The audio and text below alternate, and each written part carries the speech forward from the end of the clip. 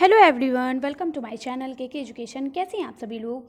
तो आज मैं आप लोगों को डीएलएड फर्स्ट सेमेस्टर के बाल विकास की रिवीजन क्लास सेकेंड पार्ट लेकर आई हूं। पिछली वीडियो में आपने महत्वपूर्ण लघुत्तरीय प्रश्न की रिवीजन मैंने कराई थी, जिसमें से आपको 20 प्रश्न कराए थे।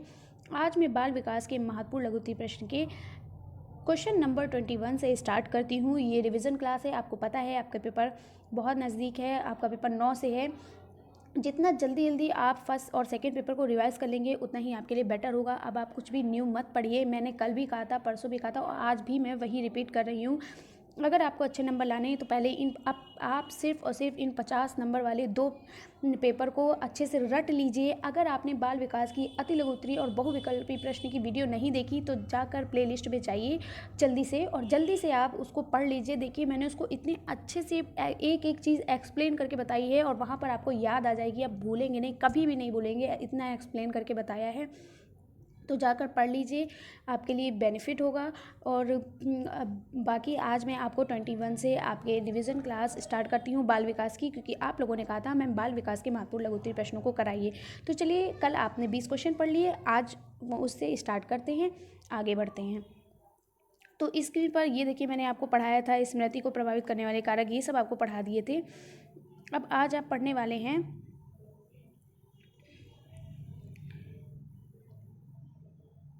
20 क्वेश्चन आपने पढ़े थे। आज आप क्वेश्चन नंबर 21 यानी कि 21वां क्वेश्चन आप पढ़ने जा रहे हैं।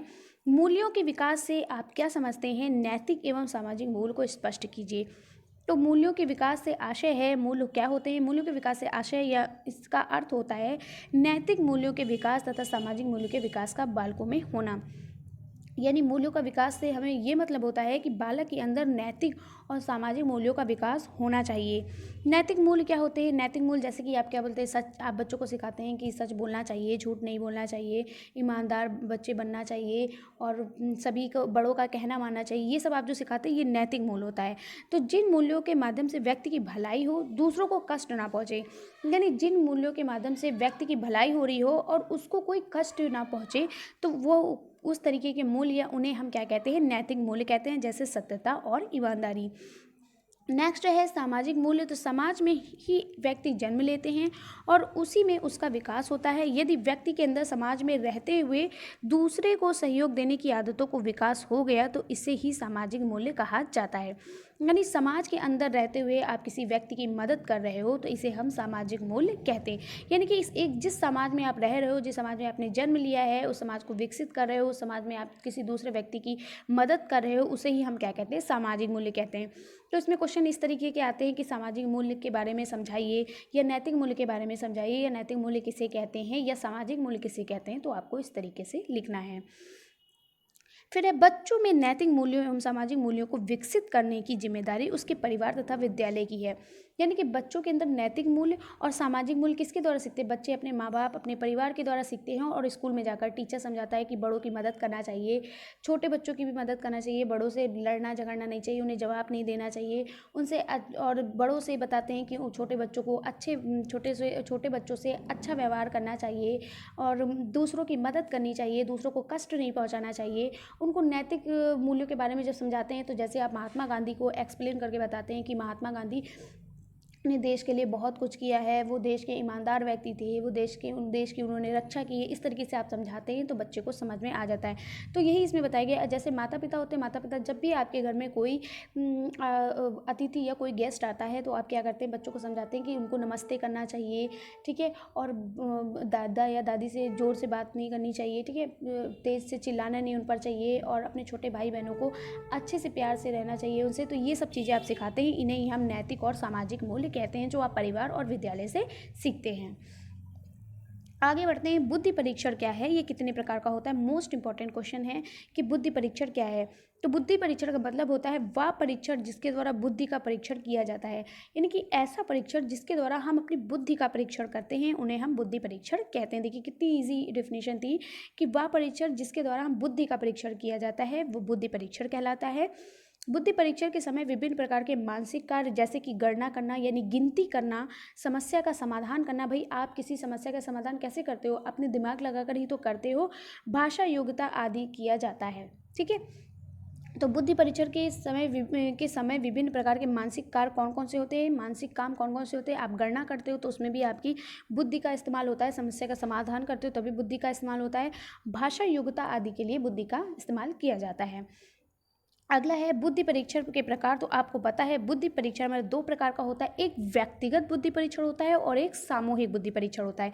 ये भी प्रश्न आपसे बहुत पूछा जाता है, बहुविकल्पी और अति लघु उत्तरीय में भी पूछा जाता है कि बुद्धि परीक्षण के प्रकार कितने होते हैं। बुद्धि परीक्षण के दो प्रकार होते हैं, व्यक्तिगत बुद्धि परीक्षण और सामूहिक बुद्धि परीक्षण। व्यक्तिगत बुद्धि परीक्षण क्या होता है, अलग अलग क्वेश्चन भी पूछ लिया जाता है, तो चलिए इसके बारे में पढ़ते हैं। व्यक्तिगत बुद्धि परीक्षण का मतलब होता है कि इस प्रकार का बुद्धि परीक्षण एक समय में केवल एक व्यक्ति पर प्रशासित किया जाता है। जैसे मैं आपको एग्जाम्पल देकर बताती हूँ। जैसे कि आप स्कूल में पढ़ते हैं, आप क्लास में बैठे हैं, 30 बच्चे क्लास में बैठे हैं और टीचर ने आपको बुलाकर किसी एक बच्चे को उठाकर उससे गिनती सुन ली, तो वो क्या कहलाएगा, व्यक्तिगत बुद्धि परीक्षण, यानी किसी एक बच्चे से गिनती सुनी है, ठीक है। और सामूहिक बुद्धि परीक्षण क्या होता है, सामूहिक बुद्धि परीक्षण एक साथ कई व्यक्तियों पर प्रशासित किया जाता है। जैसे आप छोटे बच्चों को कविता सुनाते हैं तो उसमें क्या होता है, सभी बच्चे, आपने कविता सुनाई तो सभी बच्चे ने कविता जोर जोर से सुनाना शुरू कर दिया, ठीक है। तो ये हो गया सामूहिक बुद्धि परीक्षण। या इसका एक और एग्जाम्पल है, जैसे कि सामूहिक बुद्धि परीक्षण में क्या होता है, जैसे कि आप टेस्ट लेते हैं या आपका वार्षिक परीक्षा या मासिक परीक्षा होती हैं, तो वो क्या होती है, वो सबके लिए होती हैं। किसी एक बच्चे को आप उठाकर उससे परीक्षा नहीं लेते, वो सभी से आप परीक्षा लेते हैं। यानी जो आपका टेस्ट होता है, एनुअल एग्ज़ाम होता है और आपका हाफ ईयरली एग्ज़ाम होता है, तो वो सभी के लिए होता है। तो इस प्रकार के परीक्षण को, यानी जो सभी व्यक्ति से लिया जाता है, एक कक्षा में बैठे हर एक बच्चे से लिया जाएगा, उसे हम सामूहिक बुद्धि परीक्षण कहेंगे। और क्लास में बैठे किसी एक बच्चे को उठाकर अगर आपने कोई क्वेश्चन पूछ लिया तो उसे हम व्यक्तिगत बुद्धि परीक्षण कहते हैं। तो अब आपको समझ में आ गया होगा कि व्यक्तिगत बुद्धि परीक्षण क्या होता है और सामूहिक बुद्धि परीक्षण क्या होता है। तो व्यक्तिगत बुद्धि परीक्षण क्या होता है, इस प्रकार का बुद्धि परीक्षण एक समय में केवल एक ही व्यक्ति पर प्रशासित किया जाता है। और सामूहिक बुद्धि परीक्षण एक साथ कई व्यक्तियों पर प्रशासित किया जाता है। जैसे कि आप हाफ ईयरली एग्जाम देते हो, एनुअल एग्जाम देते हो, या अभी आप डीएलएड का एग्जाम देने वाले हो 9 को, तो उसमें क्या है, आपके जितने भी क्लास के बच्चे हैं, जितने भी ट्रेनिंग कर रहे हैं टीचर, वो सभी पेपर आपके साथ देंगे। तो इस प्रकार का परीक्षण क्या हो गया, सामूहिक बुद्धि परीक्षण, ठीक है। और अभी जब आपका प्रैक्टिकल होगा तो एग्जामिनर क्या करता है, एक एक बच्चों से पूछना शुरू कर देता है, तो उसे हम क्या कहते हैं, व्यक्तिगत बुद्धि परीक्षण कहते हैं। तो आई होप आपको समझ में आ गया होगा। देखिए मैंने कितनी ईजी तरीके से आपको इसको एक्सप्लेन कर दिया। अब आप भूलेंगे नहीं कि व्यक्तिगत बुद्धि परीक्षण क्या होता है और सामूहिक बुद्धि परीक्षण क्या होता है। आगे ही सीखने में स्थानांतरण से आप क्या समझते हैं, यह कितने प्रकार का होता है, मोस्ट इंपॉर्टेंट क्वेश्चन है। तो सीखने में स्थानांतरण से आप क्या समझते हैं, तो सीखने में स्थानांतरण को अधिगम अंतरण भी कहते हैं, ठीक है। इसे हम क्या कहते हैं, अधिगम अंतरण भी कहते हैं।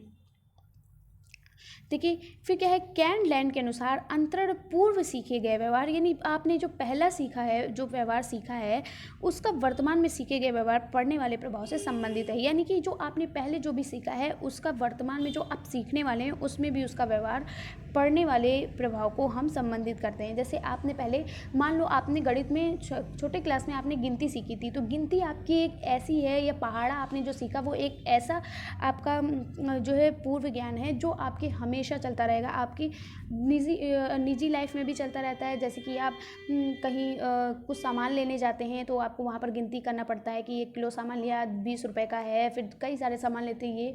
और बाकी आपके जो आप बड़े क्लासेस में जाते हैं तो उसमें भी अगर आप गणित से संबंधित कोई भी आप सवाल करते हैं तो उसमें भी गिनती और उसकी ज़रूरत, यानी जो पिछली पूर्व ज्ञान जो आपने सीखा है उससे नए ज्ञान को जोड़ना ही क्या कहलाता है, आपका ये व्यवहार क्या कहलाता है, अंतरण कहलाता है, या इसे हम स्थानांतरण कहते हैं, ठीक है। स्थानांतरण के प्रकार बताइए। स्थानांतरण 2 प्रकार का होता है, एक धनात्मक स्थानांतरण होता है और एक ऋणात्मक स्थानांतरण होता है, ठीक है। ये भी बहुत ही इंपॉर्टेंट है, याद रखिएगा। क्या होता है, एक धनात्मक स्थानांतरण होता है और दूसरा क्या होता है, ऋणात्मक स्थानांतरण होता है। तो देखिए धनात्मक क्या होता है, जब पूर्व अर्जित ज्ञान नवीन ज्ञान को अर्जित करने में सहायक होता है।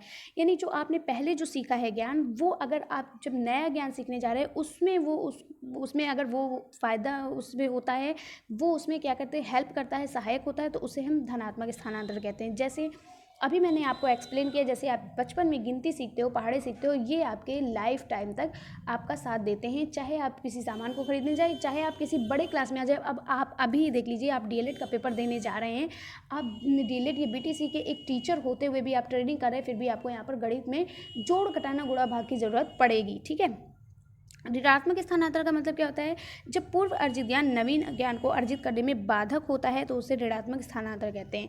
यानी कि जो आपने पहले सीखा है, जिस ज्ञान को पहले जिस ज्ञान को आपने अर्जित किया है, अब जो नए ज्ञान को आप सीखने जा रहे हैं उसमें अगर ये बाधा उत्पन्न करता है तो उसे हम ऋणात्मक स्थानांतरण कहते हैं। तो आई होप आप लोगों को समझ में आ गया होगा कि धनात्मक स्थानांतरण क्या होता है और ऋणात्मक स्थानांतरण क्या होता है। ठीक है।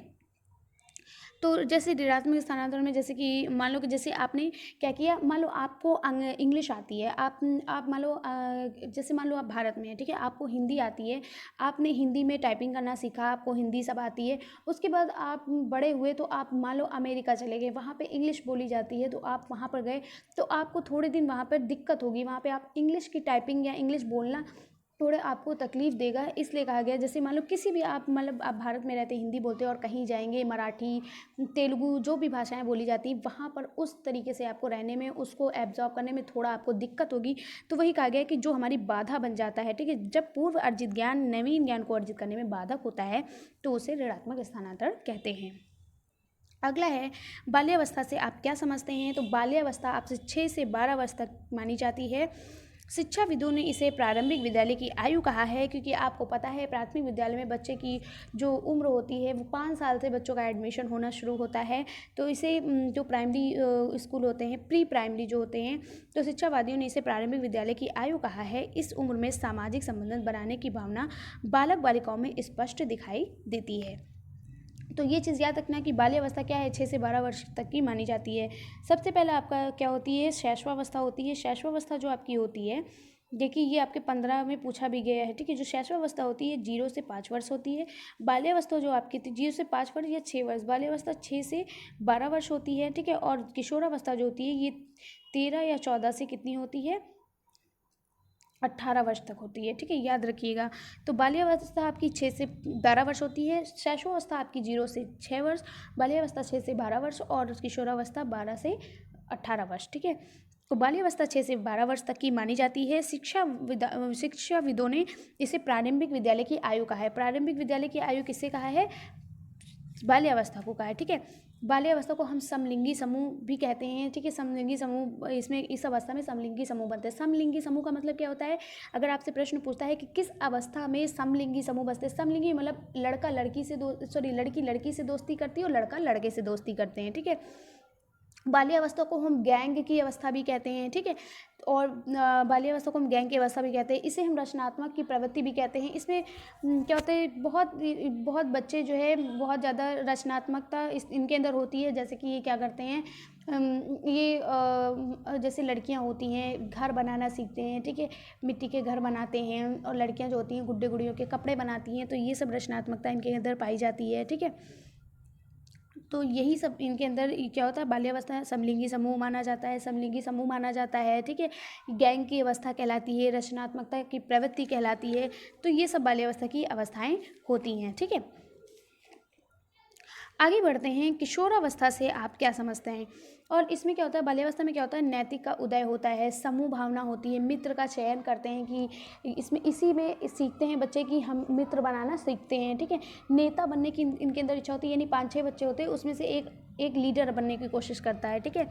और आत्मनिर्भरता इनके अंदर होती है, ठीक है। संग्रह प्रवृत्ति बहुत होती है, यानी कि जब इस अवस्था में जो बालक बालिकाओं में जो संग्रह प्रवृत्ति जो होती है वो पाई जाती है। कैसे? जैसे बालकों में कंचे और इकट्ठा करना, ठीक है, और बालिकाओं में प्रतिदिन पसंदीदा डिज़ाइन, गुड्डे गुड़ियों के कपड़े, ये सब पसंद करना इनके अंदर होता है। और अभी मैंने आपको पढ़ा है रचनात्मकता। तो रचनात्मकता में क्या होता है, जैसे कि बालकों में मिट्टी रेत इन सब के घर बनाना और बालिकाओं में कढ़ाई बुनाई आदि की क्या होती है, कोशिश ये लोग करते हैं।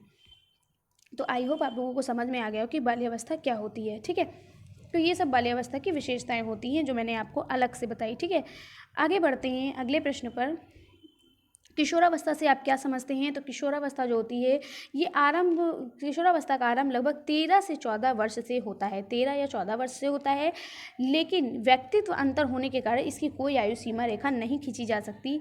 इस कारण किशोरावस्था के आरंभ का कोई निश्चित समय नहीं बताया जा सकता है, क्योंकि विभिन्न व्यक्तियों का तारुण्य काल भिन्न भिन्न आयु से आरंभ होता है और इनकी किशोरावस्था की आरंभ तभी से माना जाना चाहिए जब यह लगभग 18-19 वर्ष तक मानी गई है।